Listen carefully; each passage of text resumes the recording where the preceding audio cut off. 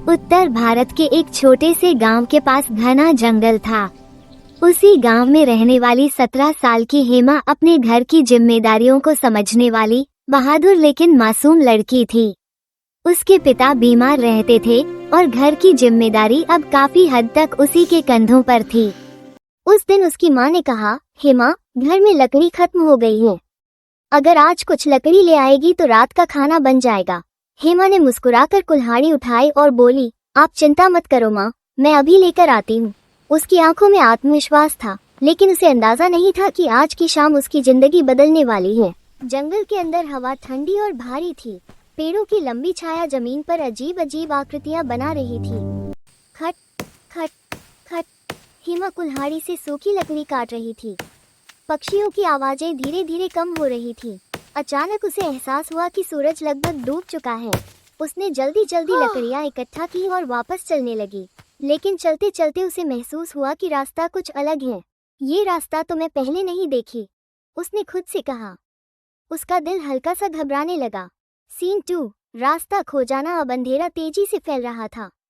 पेड़ों के बीच से हवा की आवाज आ रही थी, हू। हेमा ने पीछे मुड़कर देखा।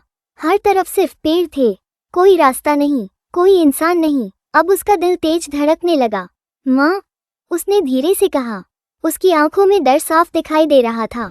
वो इधर उधर चलने लगी, लेकिन हर रास्ता एक जैसा लग रहा था। अब वो सच में रास्ता भूल चुकी थी।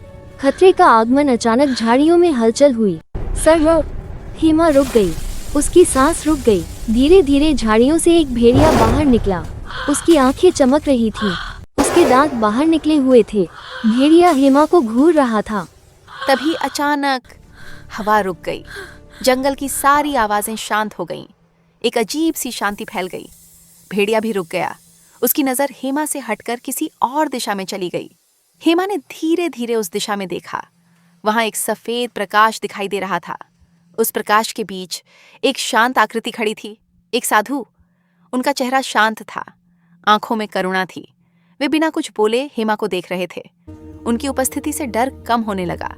भेड़िया अब पीछे हटने लगा, धीरे धीरे, और फिर अचानक वह जंगल में गायब हो गया। हेमा हैरान थी। उसने उस साधु की तरफ देखा। साधु ने बस हल्की सी मुस्कान दी। कोई शब्द नहीं, कोई आवाज नहीं, लेकिन हेमा के मन में अजीब सी शांति आ गई, जैसे कोई कह रहा हो, डरो मत। साधु ने धीरे धीरे अपना हाथ आगे बढ़ाया और एक दिशा की ओर इशारा किया। हेमा बिना कुछ सोचे उस दिशा में चलने लगी। उसे लग रहा था जैसे कोई अदृश्य शक्ति उसे मार्ग दिखा रही हो। चलते चलते उसे पानी की आवाज सुनाई दी। छप छप, एक छोटी नदी बह रही थी। उसे अपने पिता की बात याद आई। अगर कभी जंगल में रास्ता भूल जाओ तो नदी के साथ साथ चलना, नदी हमेशा गांव की ओर जाती है। हेमा नदी के किनारे किनारे चलने लगी। उसका डर अब कम हो चुका था। उसे बार बार महसूस हो रहा था कि कोई उसके साथ चल रहा है। कुछ देर बाद उसे दूर से एक आवाज सुनाई दी, टन टन, मंदिर की घंटी। हेमा की आंखों में चमक आ गई। ये तो हमारे गांव के मंदिर की आवाज है। वह तेजी से उस दिशा में चलने लगी। पेड़ कम होने लगे, जंगल खत्म होने लगा, और फिर उसे अपने गांव की पहली झोपड़ी दिखाई दी। हेमा की आंखों से आंसू बहने लगे। वह बच चुकी थी। हेमा ने पीछे मुड़कर जंगल की ओर देखा। उसे वहीं सफेद प्रकाश एक पल के लिए फिर दिखाई दिया, और फिर वह गायब हो गया, जैसे कुछ था ही नहीं। हेमा समझ चुकी थी, कोई दिव्य शक्ति उसकी रक्षा कर रही थी। हेमा घर पहुंची। उसकी माँ उसे देखकर रोने लगी। कहाँ थी तू? मैं बहुत डर गई थी।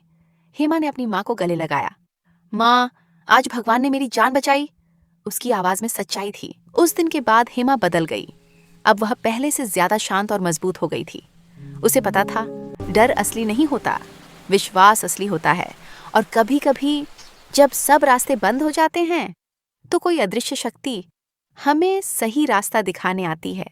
जब इंसान अकेला होता है तब वह सबसे ज्यादा मजबूत होता है, क्योंकि उसी समय उसे एहसास होता है कि वह कभी अकेला था ही नहीं।